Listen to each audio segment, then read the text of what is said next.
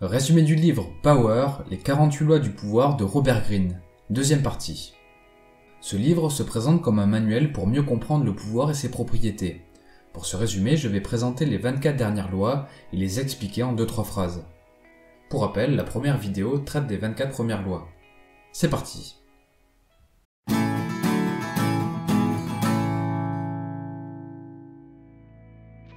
25e loi, changer de peau. L'une des clés du pouvoir réside dans la capacité à se modeler et être maître de son image. Robert Greene recommande d'apprendre de nombreux rôles pour incarner celui qu'il faut au moment voulu. Car en sachant s'accommoder à toutes sortes de gens, on gagne tous les cœurs. 26e loi, garder les mains propres. Il convient de devenir un parangon de probité et de civisme. Autrement dit, il s'agit de devenir un modèle dont les actes sont dignes d'être imités. Il faut donc ne s'abaisser à aucune gaffe ni magouille et rester au-dessus de tout soupçon.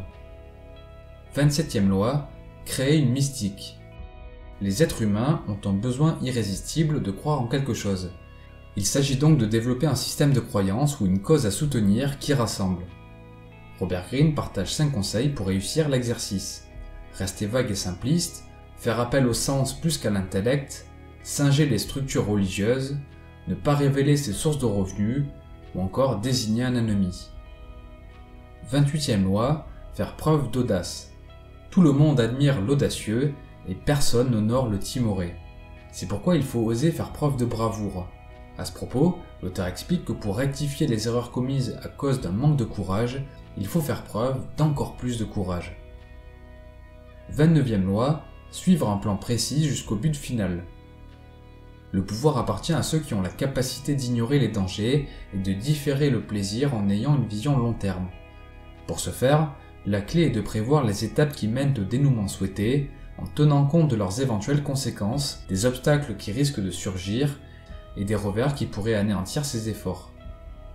30e loi, ne pas avoir l'air de forcer. Il faut donner l'impression d'agir toujours avec souplesse, comme si l'on pouvait faire beaucoup plus. Les actes doivent paraître naturels et exécutés avec aisance. Il convient donc de masquer le dur labeur derrière chaque tâche. 31e loi, offrir le choix. Les puissants laissent l'impression aux gens qu'ils maîtrisent la situation alors qu'ils ne sont que des marionnettes. La meilleure stratégie est de laisser le choix en proposant des alternatives qui joueront en notre faveur quelle que soit l'issue. 32e loi, toucher l'imaginaire. La capacité à savoir exploiter l'imagination des masses est un grand pouvoir. Lorsque la vérité est laide et déplaisante, nous avons tendance à la fuir et haïr les porteurs de mauvaises nouvelles. Ainsi, ceux qui sont capables d'enjoliver la réalité par de belles histoires auront l'attention du public. 33e loi, trouver le talon d'Achille. Celui qui découvre le point faible de quelqu'un acquiert un pouvoir sur lui. Robert Greene partage plusieurs astuces pour identifier la faiblesse d'un individu. Par exemple, être attentif aux comportements et signaux inconscients. Rechercher les contrastes, car les qualités trahissent souvent les faiblesses qu'elles veulent cacher, ou encore miser sur les pulsions incontrôlables. 34e loi, être royal. La vulgarité et la banalité n'inspirent aucun respect. A l'inverse, le fait de se respecter et d'avoir confiance en son pouvoir sont des leviers pour améliorer l'estime que nous portent les autres. L'auteur propose quelques principes en application avec cette loi. Avoir des exigences audacieuses, s'entourer d'appuis puissants, et faire des cadeaux à ses supérieurs. 35e loi, maîtriser le temps. Robert Greene partage plusieurs recommandations. Être patient, rester en garde et attendre le moment opportun, ou encore changer de rythme pour forcer ses adversaires à abandonner le leur, tout en perturbant leur perception du temps. 36e loi, mépriser les contrariétés. En prêtant attention à un problème insignifiant, on le renforce et on lui donne de l'importance. Il convient donc de ne montrer aucun intérêt pour les diverses contrariétés. Les réponses les plus efficaces aux broutilles sans importance sont le mépris et le dédain.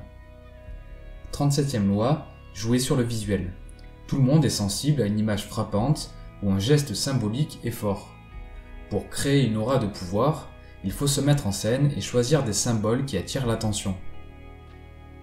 38e loi, penser librement, parler sobrement. Robert Greene explique que les gens n'apprécient pas, voire combattent, ceux qui affichent des opinions contraires et à contre-courant des leurs. Ainsi, il peut être judicieux de se fondre dans la masse, de dire aux gens ce qu'ils veulent entendre, et veiller à ne pas les heurter, tout en masquant ses propres opinions. 39e loi, exaspérer l'ennemi. Celui qui est capable de toujours garder son calme et rester objectif acquiert un pouvoir considérable. Pour déstabiliser un adversaire, il suffit de le mettre en colère tout en conservant son sang-froid. Le fait de rester calme en toutes circonstances est un avantage décisif, et la colère est stratégiquement contre-productive. 40e loi, ne pas hésiter à payer le prix. Une personne de pouvoir doit acquérir la compétence de se servir de l'argent de façon stratégique et créative. Plusieurs principes sont à comprendre. Premièrement, ce qui est gratuit est suspect, car cela cache souvent un piège ou une obligation. Deuxièmement, une fois le juste prix acquitté, on ne demeure plus l'obligé de la personne. Troisièmement, ce qui a de la valeur mérite d'être payé. Enfin, la générosité pure est un signe et un aimant du pouvoir. 41e loi, ne succéder à personne. Le premier arrivé paraît toujours plus éclatant et plus original que celui qui prend sa suite. Celui qui succède à un grand homme doit fournir plus d'efforts pour s'extraire de l'ombre de son prédécesseur.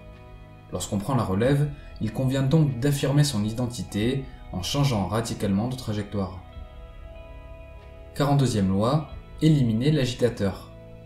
Comprendre qui contrôle la dynamique du groupe est crucial dans le jeu du pouvoir. L'auteur explique que les problèmes viennent souvent d'un seul fauteur de troubles. Pour neutraliser son influence, il faut l'isoler ou l'exclure.